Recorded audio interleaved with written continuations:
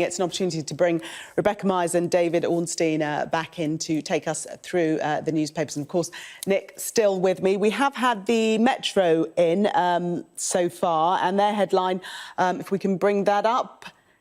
Yeah, that's just coming up, but it's a picture, I believe, and the actual headline is "Lions did us proud." And David, that although the fans were terribly disappointed, that was the sentiment that came across tonight for the ones that we spoke to, that they were incredibly proud of what England had achieved thus far, and it was so close, but still proud of what they'd done.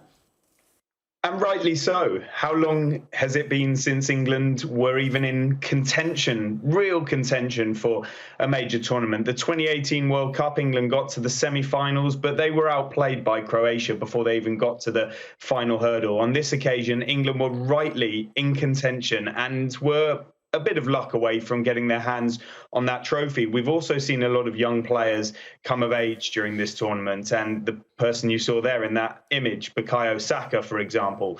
We saw a great performance by Jadon Sancho in the Ukraine quarter-final in Rome. There's been Mason Mount, another young player, Declan Rice, Calvin Phillips. Great story with those two. Even Jordan Pickford in goal has proved a lot of doubters wrong. And it's not just the quality of those players, it's what they bring as people too. We've seen the likes of Marcus Rashford and his work in the last year or so with child food poverty. Raheem Sterling, the boy from Brent, and all the adversity he's faced in his life and his career, stepping up to the plate. And he was probably England's best player in this tournament. Jack Grealish, it wasn't quite the tournament that maybe many hoped for him, but this is a team that is packed with talent, packed with potential. Phil Foden, who was of course injured for the final, made an impact in the first couple of games as well, also in the semi-final as a substitute. So I think there's a real good feeling in this country that the team can go on to greater things. There will be scrutiny, and I've spoken to people in the game tonight who are astonished that in a match of such magnitude with so much talent at his disposal, Gareth Southgate didn't get England playing a more attractive brand of football tonight. And that is going to be a theme of conversation. Also, of course, those late substitutions and the penalty kicks, bringing on two players who were cold, who were according to the television coverage, Alan Shearer was saying you don't bring them on at that stage. They're not in the game mentally, physically. And then to take two penalties, it's no coincidence perhaps that they missed. And then a 19-year-old taking the biggest penalty in England's history, really. We've never had a penalty in a World Cup in a major tournament final before. And so I think these are all mitigating factors, which mean that sentiment will be quite positive. There will be a feel-good factor around the country.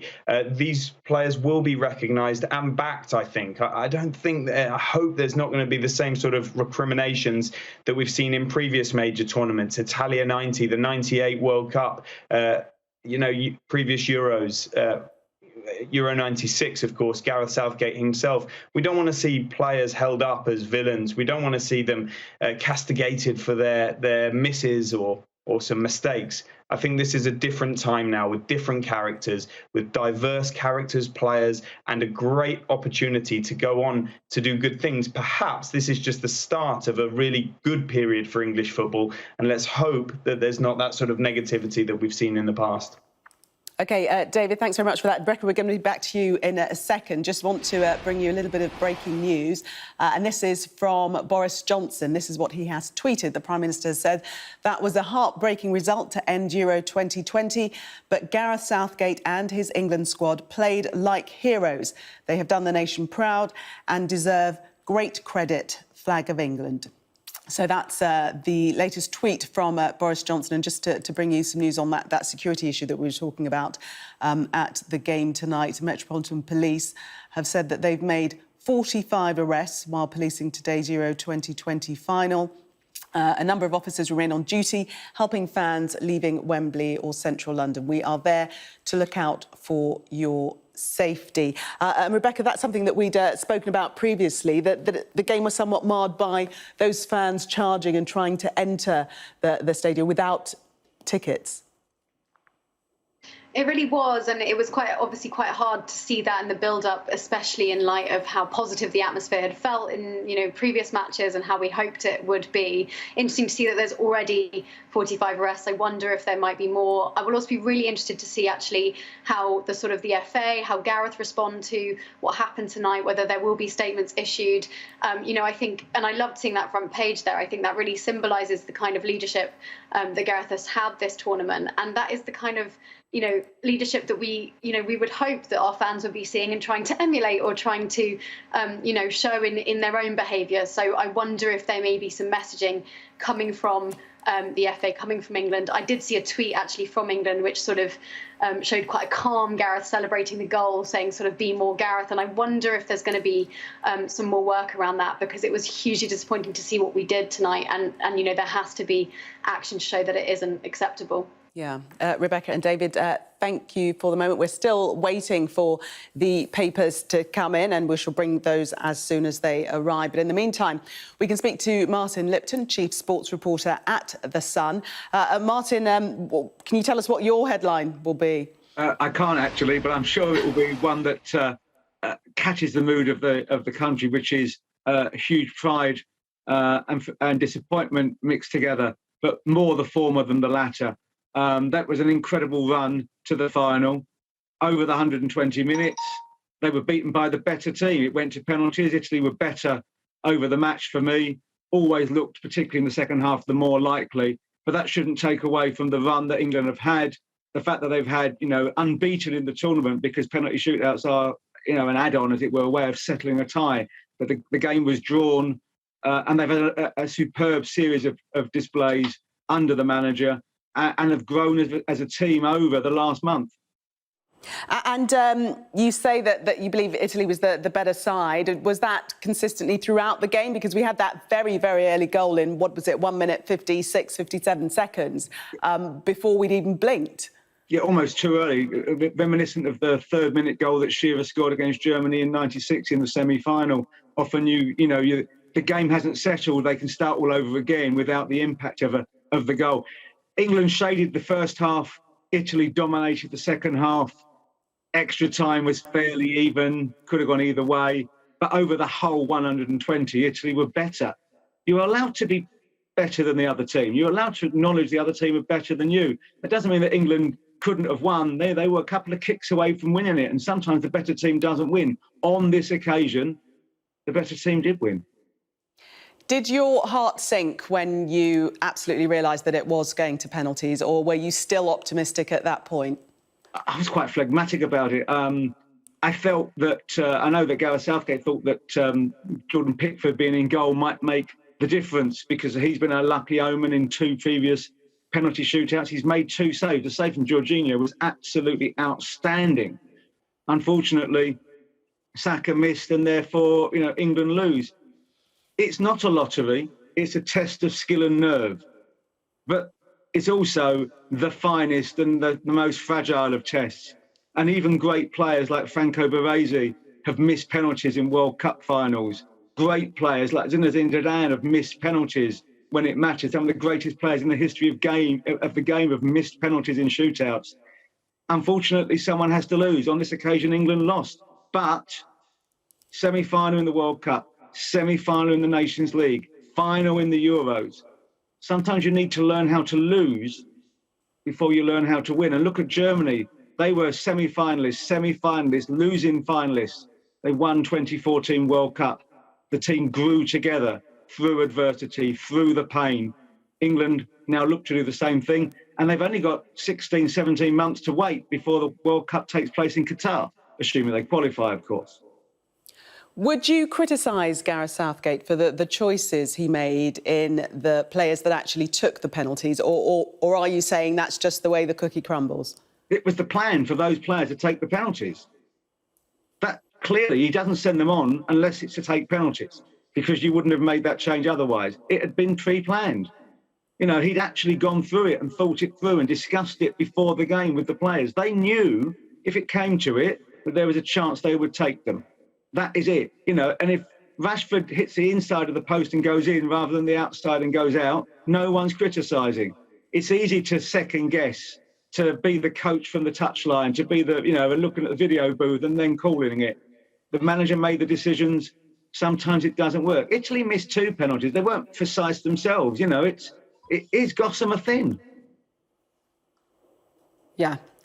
Martin Lipton, thank you very much for your insightful analysis. Thank you so much for speaking to us this evening.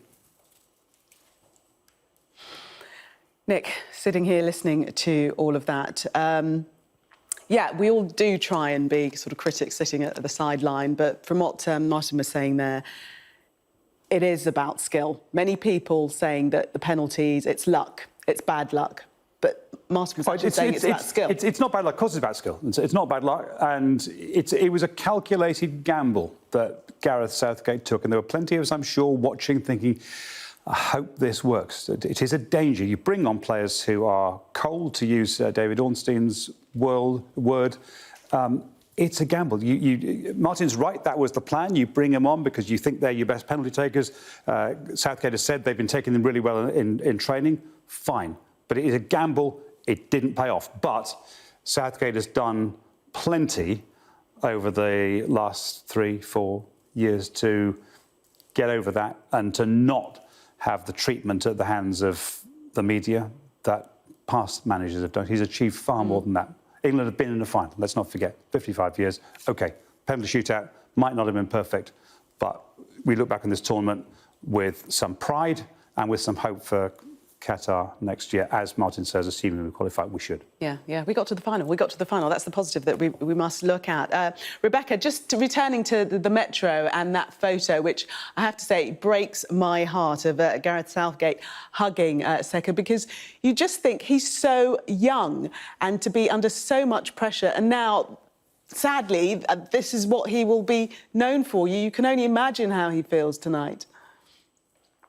Yeah, it's impossible to put yourself in those shoes. But I do think, in a way, we've already seen from some of those reactions coming from your correspondents kind of out in the fan zones, there's already a huge amount of love for him, a huge amount of empathy with what he must be going through. I don't think anyone is going to sort of think this is going to define his career by any stretch. We've seen throughout the tournament he has just been phenomenal. He's played under really high-pressure moments in games. Obviously this is a high-pressure moment where it didn't quite work out for him, but he's shown that he can handle that pressure on the pitch and be, a game changer in many, many ways. So I don't think this will define his career. I don't think this is going to, I certainly hope, as Nick said, that we won't see any kind of sort of negativity directed towards him, and that there will just be empathy, understanding for what he's gone through, and like that Metro front page, pride. They've done something incredible regardless of what happened tonight. We will always remember this sort of run. We will always remember tonight, and they have done something historic, and I think the country is genuinely, truly proud of them. And David, there's no better person to support him through this than Gareth Southgate himself. Yeah, he'll be able to empathise, as Rebecca quite rightly points out. He's been there himself. It was the most infamous moment, really, in English football history in 1996. And look at how Southgate has rebuilt his career, especially on the management side. But he was also a successful player as well. He has been, as a person, heroic as a manager for England, Gareth Southgate. He was actually an accidental appointment in a way. I think it was back in 2016 when he was not too sure about taking the job on a permanent basis after Sam Allardyce's departure. He ended up doing so, and he's done very well indeed. There was the 2014 World Cup just before in Brazil. Roy Hodgson didn't get out of the group stage. 2016, the shame of Iceland, and then later that year, Gareth Southgate came in after Sam Allardyce's short reign, and it's been an upward trajectory ever since. Obviously the last major tournament, the World Cup in Russia, and now Gareth Southgate has bonded a magnificent group of players, and Saka very much part of that. There were some people who were thinking that Saka wasn't going to make this squad at all. In fact, he came into the side for the third group game. He retained his place for the last 16 match, and then they changed for the quarterfinals, came back in for the semi-finals, and featured in no small part tonight as well. So I think Saka is really strong mentally. I've covered a lot of his time at Arsenal, obviously only a very short time because he's such a young man at 19 years old. But he's got a really thick skin already. He's a generational talent, quite magnificent player. And if you speak to anybody who saw him coming through at the Arsenal Academy, has worked with him, has played with him, they speak about how he's got an old head on young shoulders. He's got a maturity beyond his years. He's a straight A student. He's got a magnificent physical, technical, tactical understanding. His decision making is superb. And as I tweeted out a short time ago, I don't think one penalty save changes a single thing about Bukayo Saka. Now, we mustn't get away from the fact that there will be some rebuilding that needs to take place in his confidence, in his belief.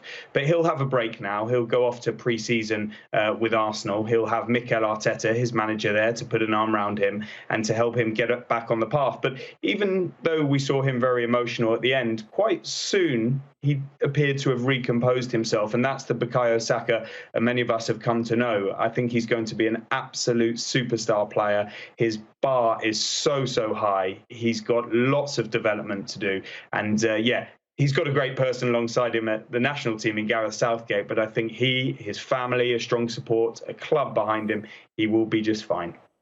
OK, it's good to hear that appraisal there, that he's so resilient. David and Rebecca, do stay with us. We're going to take a break. This is the press preview now, and the first of the front pages are just starting to come through. This is the Daily Mirror. Heartbreak is how it describes England's defeat to Italy. Coming up, we'll be discussing that and the rest of the papers as they arrive. Do stay with us.